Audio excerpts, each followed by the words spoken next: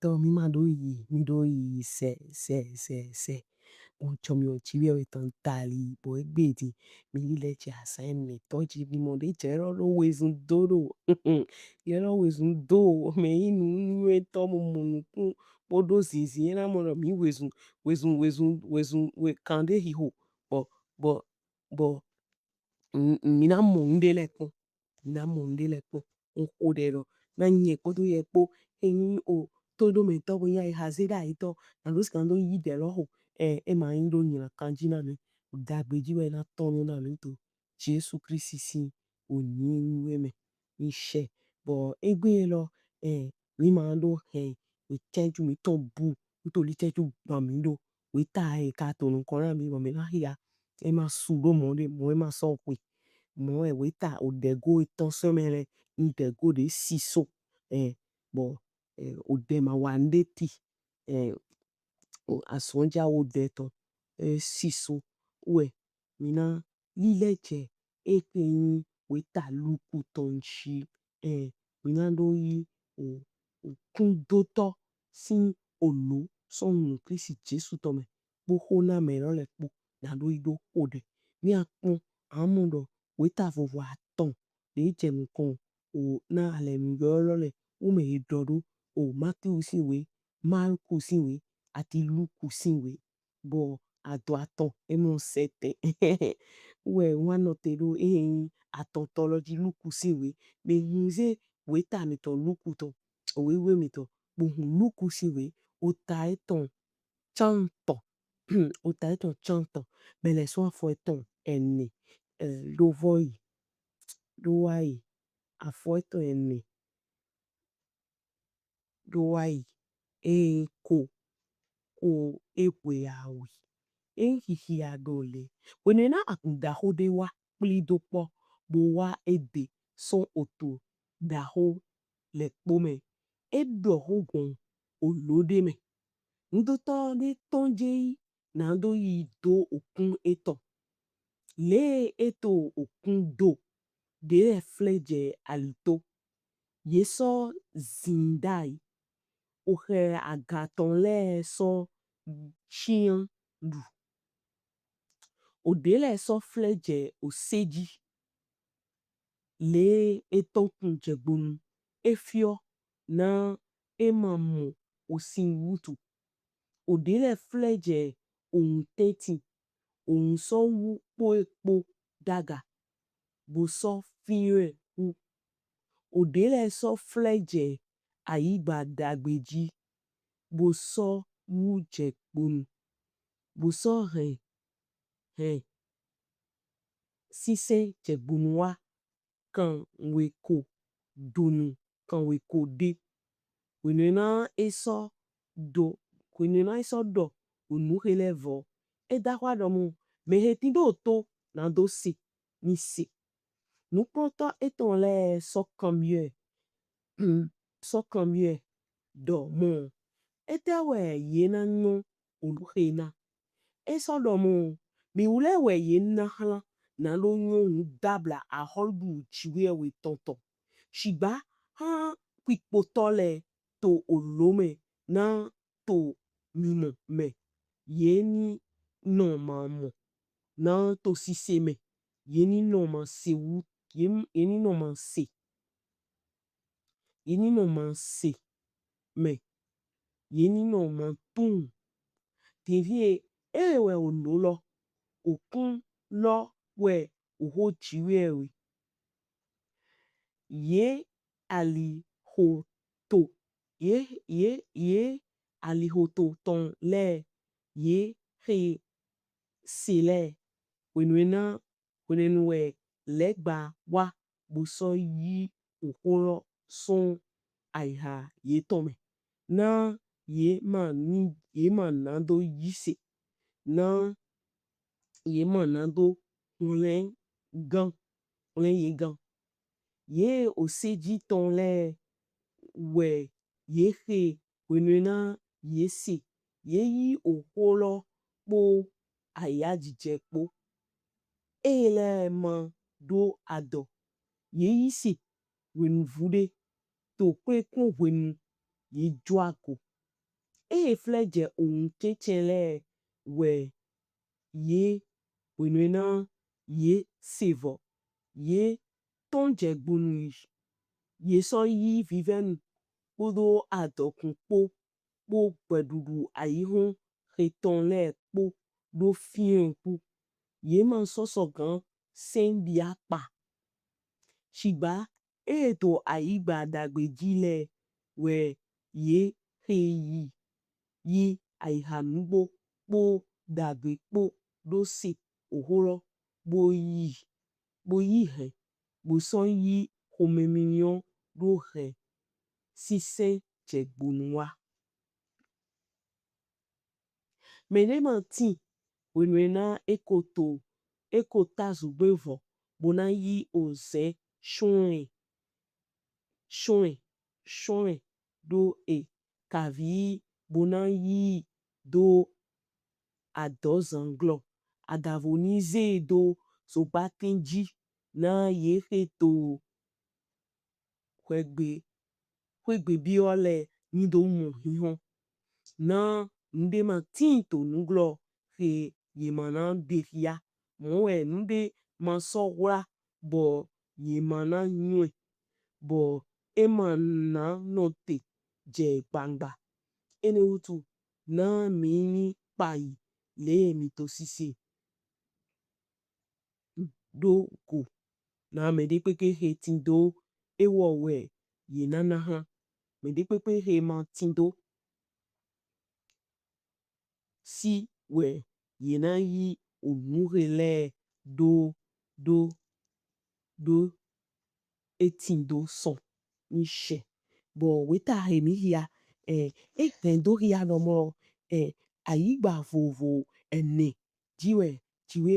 egun na lo si no do kun eton bo ho gbe ni lo eno ho gbere bono ho mechi hun okun do to ton na lo si do kun eton bo mi ugunle mi no do hore do gbon ohun do de me peto de le te bo wa lo eton ma yon ko de mi no akemo okun nyina de kun ni ro nko de ro yen po mi po mi ma do okun nyina me mo okun mi to ma do nyina to we glo fit to jesu sin ni come we anase ogbetu edaga bonado oto babai alike o nukun de yin wa yin o nukun ma yise nomblo nami ma yise nami ma so yimo yi gbetu edaga bohode baba to jesu sin come mi don do esan fifon fue na jomi o he anami do lile je asene to de ro tonji ye me ko gona to pipe mi ton ye me nu e po hin mi ton po ye me ali odo ya to ye ma wa o mo jira esin moja bo yuro mi na vase na lo si gan wa va ho de ton na lo si gan do bli o de do nu kontri na mi si gan no nu jire ni le me ton mi to pa na we na hin o ya na mi bo mi no to nu kon yi nu gbo ni na kon to gbe jiso mi ton le me azan mi ton le me nu ya yi hon se la yi gona yi ba na ba he shigba ndo mlo beto ma ganje goya ye ma tesi gan mo teme na no gan no sien na no ho de ralo po tata to gbero po shigba do gbon jomi o to dali do gbon wen na to dali ana mi bo mi tun so kan ele po patasi bo mi atin to nu konto na no si gan do tin to de me to san fifo mi do nu to do yo pe wo ipipa aba mi ho de mi ja ha mi to le anu konto eta ide nu kun ebe bo mi ho de do ani na ha mi to le mi si gan se to Jesus sin come na mi lo mo mi ni mo ojile me mi te ni de lo popo mi to le dun se ta ibi yi se no bo jile lo ma do wa na do ahon mi si ajiji na do ahon de po apa mi na do ahon kun bi afi apa mi so de na sien so mi ho de to Jesus sin come gbon mi me ya me na me bon alopare po to Jesus sin come na mi ni ise Jesu na mi ni mo to Jesus sin come beto supporting bo eduna hopo eduna hoplado ode shigba ito le ro meka imero mate mo mero gbe to po se mi te fiete e church tero yi we na do na mi do me wona mi ma no tero ni ele jibo jiwe we yiro when we yiro o jan batisi na lo skan do wa so eto o hogbe Jean-Baptiste dodo we lilia ihalewa o klonde we jere so I had think to legbelegbe me de madonna no legbelegbe me karoi we mi hode baba de ogbeto do tito go nuche me but they do not say le yeni wa de we to Jesus in come but any jerote na no skan to din jere na no jevo bo icheju gban na no hode han we to Jesus in come se bo do a cheji baba to Jesus in come mi hode lote ni she but o de go awito idorole baba but aihache ni aiha dia was ondeji he mana agbe yi serai to clame blo but aihache ni aiha eme ato ason wate he mana agbe yi seme to clame blo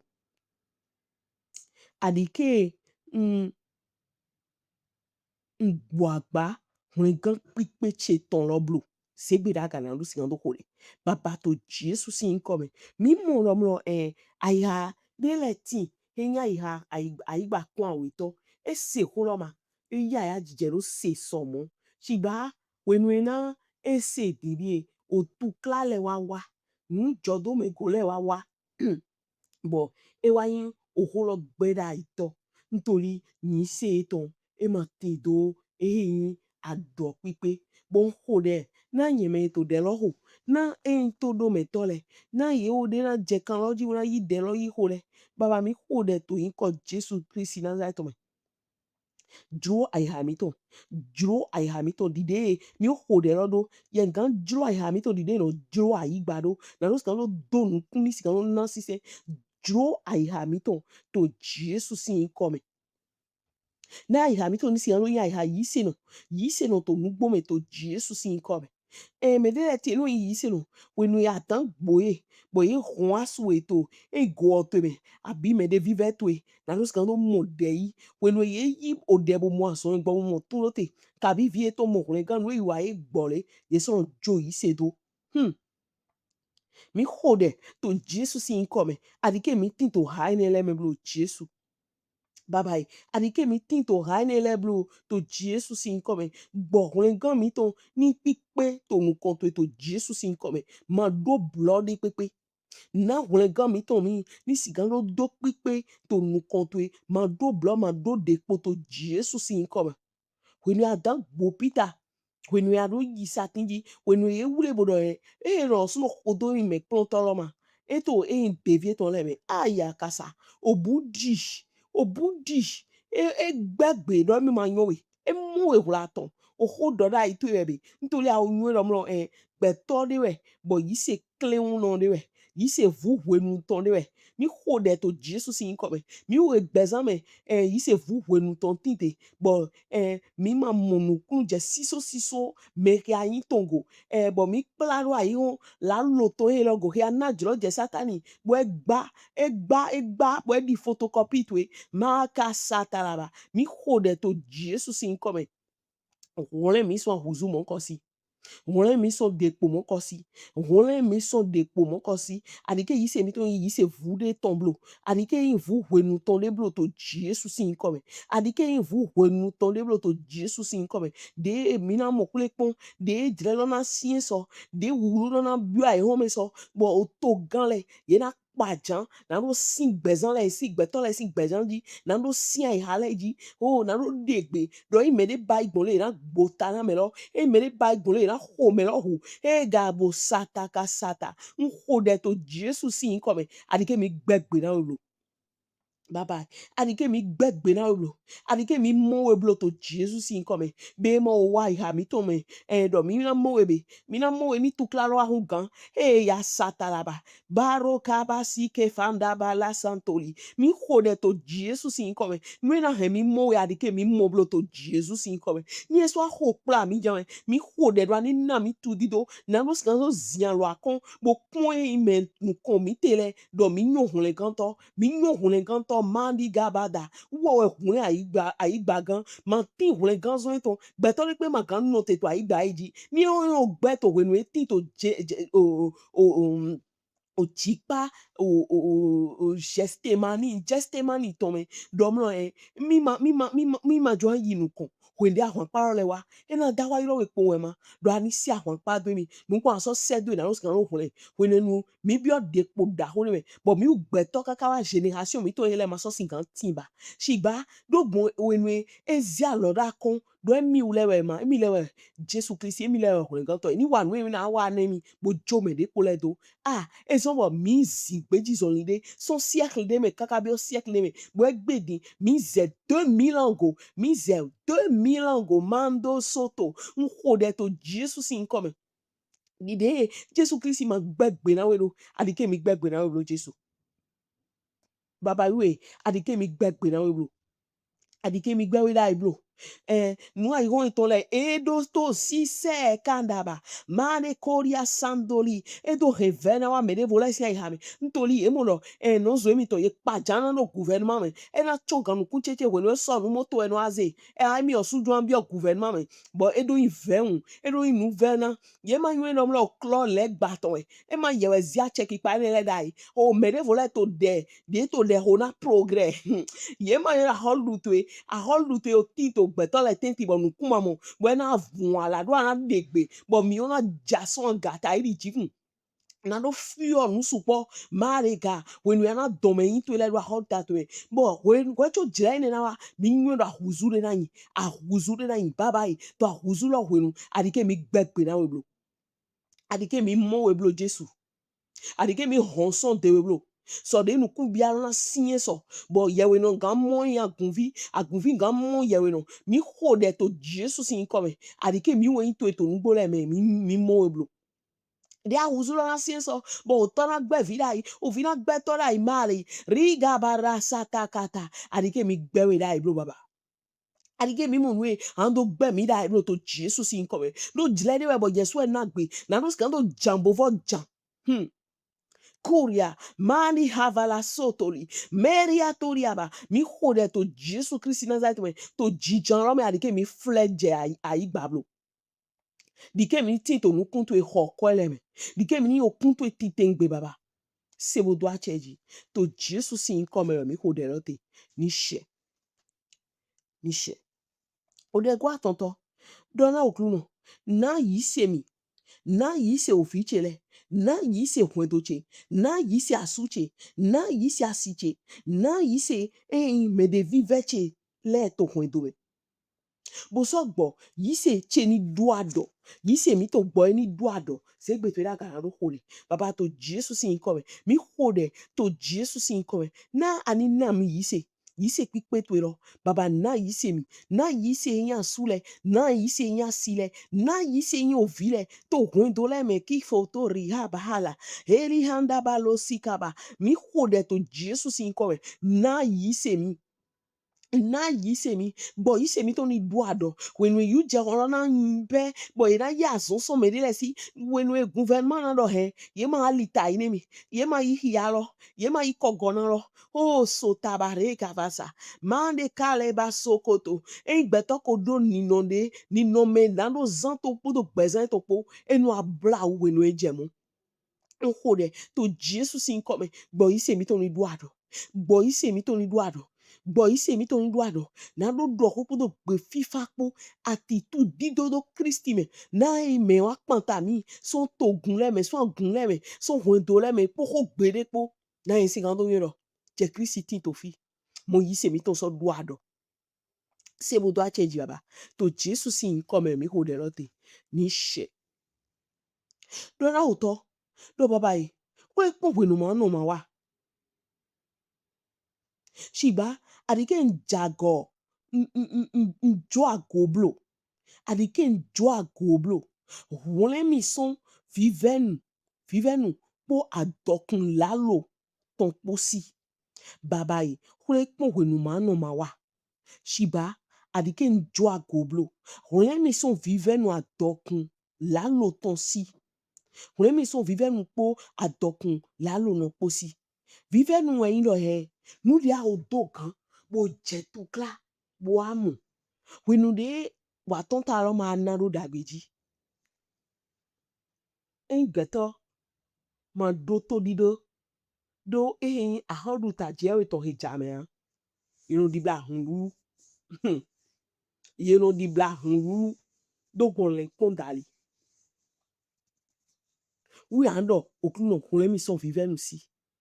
atokun laro to le yin na do na gba ho na jlado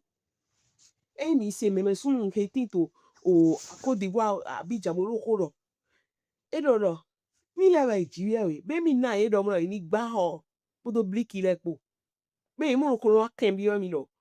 o hoten ko gbe ton gan gba na nu e mi to ayi baji bo e gba bliki le nu le po yin awutu do han yi ngbo yen o se so meme sun de tito bene heviro e ma no pa itali ye ni ho bo igba ko bliki ko do nu e konte when you cover do no fa ayi bo so do na dele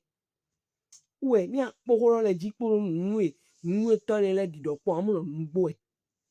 ngo we hemi free ho de okru no doro to sam le me no me to ho gba ni okru no ma gba po epo agba to gba vo we atokun la no to ni akamode mi no je to claro na ro na hwa iva na gba we me evro na zepe 13 me evro na gba de nkan paro to so de me no bi o de me beni e wa do na edo ina ro nyo no po e ton e ro na yi yari be ira gbegbe na hongo mi na we ro ze wo badu a hondu ta lo to jiwe we to wa kwa na mi nkan a momo bi we a ndo bio ta ili o de ro kuno ko mi so antokun la lo to si o le mi so atokun la lo to si se gbe da ro ho le baba to Jesus in come mi ho de to Jesus in come do adike we no fle ton na wa mo mi ajiji adike mi jo agoblo adike me dura koko na kwento ito le tairi asu tairi asi tairi oto tairi no tairi agungan tairi me ndugan ne to agume adike de mi to jo agoblo baba to Jesus in come adike mi jo agoblo baba to Jesus in come hole mi son viver nu aussi hole mi son viver nu aussi to Jesus in come hole mi lo mo so antokun la lo to aussi adoto ko to me no adokun nu boton we yin na lo wa dagbe na no zo we he do yaro nu e mi do nu e anote me le baba e do bai e do gba bon mo mele je kan me so generation le bo awa ni le panu ko Africa igbede bo Africa we nu na bi to gan Africa ton le we nu na je nu kon to na lo di we do mi le we yan ko ta continent go do to de ali le panta na we mi gan gba continent e lo na lo no ki go to pipe ro me ehe o ye yi we zun je dide au cahier de charge Occident on dit Occident l'Occident qui est en train de s'oxyder ntin to me pe nyon we do jijo gbe fo gbo yi we mi ho de to Jesus sin come do huhuru ele pupata hore mi so isi adike mi gbe we da ibo ni je ran sa sin adike mi hon son te we bro se vo doa cheji baba to Jesus sin come mi ho de lote mi she awon ho de ando okru no adoro adokun dagbe yin na wo wa dagbe na no so gbo mo idagbe wa to son dagbe de me bi o dagbe de me na si se chele ye ni bia pa na ye ni bia bo nyon to kun te bo si se chele ni bia bo si se che ni bia adike nde wa chance son dagbe che bublo adike awuto wa domite ajiji son a son dagbe me blo se be daga na ho de baba to Jesus in come mi ho de do to li mi se di do atokun dagbe nu gbo son die jiwe de wa kan na lo wa dagbe na no so but mi ho de do ani na mi no to son dagbe me bi o dagbe me do ran no so mi ton le to Jesus in come but na mo si se mi ton le ye ni bia bo nyon to Jesus in come but ai ha mi ton ni ai ha ai gba dagbe ton po nu gbo po to Jesus in come nítorí ohota ya yo mina hetito osamume eyo mi na lo yi mugbo yiwa na lo wa dagbe na lo si no no ayi gba loji ehi adole dide dodo to samle ota eton kande ewe aton afo eton tonto edo do le do do tu do kunongo bo sono wadagi na no no ayi biology bo sono to afọ na nubo uwe kota helome mi mo no mro ayi gba odagbe podo nubo poso aton jeji we anze gbe daga bro baba den to gbe no yi biology na mi ma mo dagbe wa ma siamu dagbe wa ma si me yona e gan to ya to amo ma ti do no de me ti to tu klabe nyo ekwini nyo ekunko nyo apopo kabi ahụ awuna kabi ahụ afọkpana kabi ahụ mbiduna dagbe wa ma si pali pali e ma si wo ni gbe to so to de ro do kuno kokon na mi bi o dagbe ni me son dagbe mi bi o da wo so no di ali oro wo ni a tonji an chekwetu akpo me na ro skan do ni dagbe wa to na no zo to se gbe daga na ro sin ho de aba mi ho le to Jesus in come to Jesus in come bo mi ni dagbe wa to ayi biology so le je ro si so di den do hopo me me nyun che o hero yi o kan tole de wo iro mi ko bi ogbe di na no i kan tole de son o sun mo pon ye ma o mo futa yi bo nte gbon ye kan he me na wo kan do ko de na yi na ni do alo ye ti to ministère de la justice agence pénitentiaire no le di na ye si kan do traité we ma yi to we a una yi gbe to Jesus in come nui a logon na no trouble ye bo ma no mo dage wa baba de set to Jesus in come o de do me re do si ro to alo me re do gbe bibi o we ma ro to alo me baba gbo angeli to le ni ze fon so amno a gbigbo me to Jesus in come na ma ni fon na no si kan do din we ma ro je gbangba na yi si kan do na gbe devi sun to le devi o to le na no wa so da pe to Jesus in come so you le o su de wa boya inu ado klo nu e me le no na e mo ze kle pojo ene le po ima wa dodo wa ro di do so da we he tin to ajakiro de tin to ajakiro to me so sin me mo ko de do me ro gbon me ji ro wa dagbe le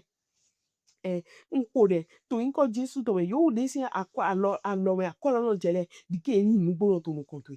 ani ke yin o blono to no konto lo bo budi si pe ni ku esin do ai ha to le na ni dagbe ato to nu gbo to Jesus in come nítorí ní ẹ máa yí dàgbà tó ẹnẹlẹ gan yín àlògbòn náà yé bọ ẹ máa lọ sàn náà yé gbèta yín sàn ló yìí náà lọ sàn ló wà sọ̀rọ̀ lìdè jẹrò bàbá yín yé kò tì nù mọ́ kọ́ wa tó wá yìí ń bí ọ̀lẹ́bla náà yìí jàre jò náà yìí wà lẹ́bla náà yìí súnsún wẹ̀ wòé tó lẹ́sẹ̀ bó náà yìí jọmi ò lévo náà lọ sàn ló yín pípé lọ tó nù kan tó yìí ṣé bó do àti ẹ̀jì bàbá tó Jésù sì yín kọ́ mi ń wo dẹ̀rọ̀ tè níṣẹ́ náà mi ní hẹ̀ òhó tó yìí bó sọ yín mehe na he taili nwe hwa kwe na neni ma yison mi siblo na mi ho me minion na no si no se ati na no si no he si senje gbon